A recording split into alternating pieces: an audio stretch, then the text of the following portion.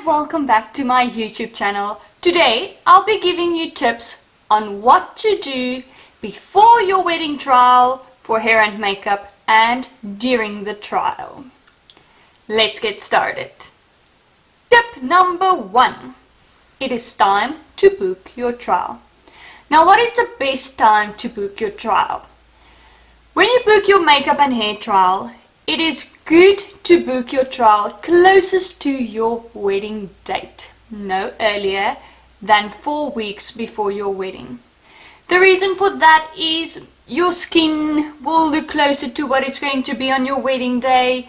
Your hair might look closer to what it's going to be on your wedding day because you're going to get your hair cut a week or two before your wedding, maybe 3 weeks, and then when you do your trial, it's going to look exactly as it's going to look on your wedding day. Tip number 2. So tip number 2 is preparing for your trial by collecting pictures of what you want for your hair and makeup. But please keep in mind that the pictures is only a guideline of what you want for your wedding day. You are not going to look exactly as that picture. The reason for that is your eye shape, your face shape, your skin tone, your hair length, your color of your hair, your eye color, everything might be different from what you have on the picture. So we as a makeup artist or a hairstylist will get your hair or your makeup as close as possible to that picture. That is only a guideline. And also, if you choose a good makeup artist, she will tell you what looks best with your features. If you, for example, want a cat eye and it's not suitable for your eyes, please listen to the advice of your makeup artist. They will help you to get the perfect look for your wedding day, and they will use the perfect techniques to make you look beautiful on your wedding day.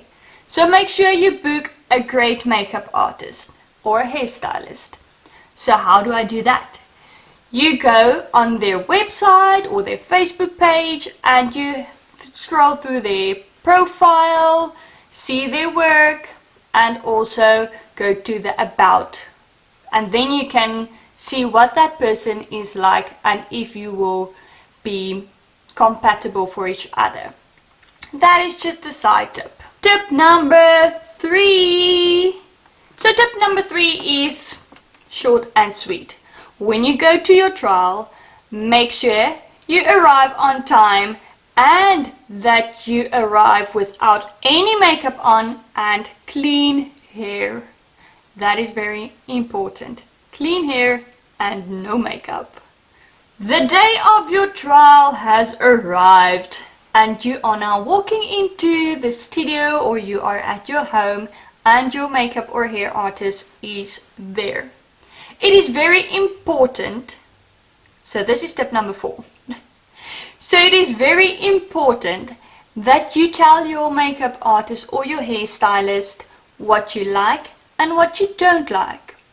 And also, if you are allergic to anything, that you say to him or her before you start. And also, tell your artist what is your daily makeup, what is your daily look, and what do you wear, for example, when you go out in the evening or maybe for a dinner date. Tell them what you like.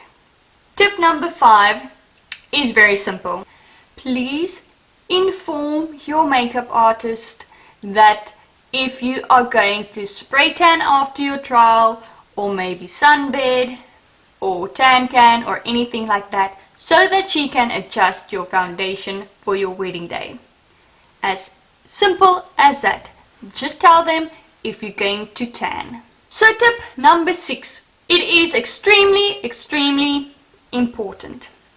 And that is deciding whether you're going to take someone with to your trial or not. Okay, so most artists prefer that you as bride come alone to the trial. The reason for that is because when you bring a bridesmaid or your mom, most brides get influenced by them and they want you to look like how they want you to be. And you don't get a say. So, if you do bring someone to your trial, it should be someone that's not going to influence you. Someone that's going with what you want and tell you, yes, you look great, or yes, go with that, but not someone telling the artist you should do this and that and this on the bride. No. Girl, you are the one that's going to wear the makeup and hair whole day. So you decide what you want to look like. That is just a tip if you do bring someone with, but if your contract say no one, no, you can bring no one with, then you take a picture, lots of pictures, and you can show your friends and family afterwards. Pictures are actually the best way because then you can see how you're going to look on your photos. The best choice to make is to go alone so that you can be relaxed and having fun during your trial, having a chat with your makeup artist or your hairstylist, and a bit bonding time to get to know each other. Tip number 7. That is actually my most important tip of all. It is to be honest with your artist. Please, please, please, if you don't like your lip color, or maybe the curl in your hair, or the hair that is hanging out, or maybe you want more blush, tell your makeup artist or your hairstylist that you do want something extra, or you don't want this, and you do like this, and you don't like that. That is why a trial is there. Don't tell them on the day of the wedding, oh, you know, I want to change this and that and this and that. There's not time on your wedding day for that, because we as artists work according to a schedule and we need to follow that to get you as bride on time for your groom. So, if you are going to a trial, be honest with your makeup artist or your hairstylist so that they know what you like and what you don't like. It is fine if you maybe tell the artist afterwards, yes, I would like some more mascara, or maybe a bit more contour or less makeup or something small, but no major adjustments can be made on your wedding day. There's not time for that. And that was my 7 tips on how to prepare for your makeup and hair trial for your wedding day. I hope you found these tips useful, and if you want to see more tips and tricks of Mia makeup tutorial, please subscribe to my channel. Remember to turn on the notification button so that you will be the first to get notified every Monday for a new video. Follow me on Instagram or Facebook to see some more of my work. And thank you so much for watching. Bye!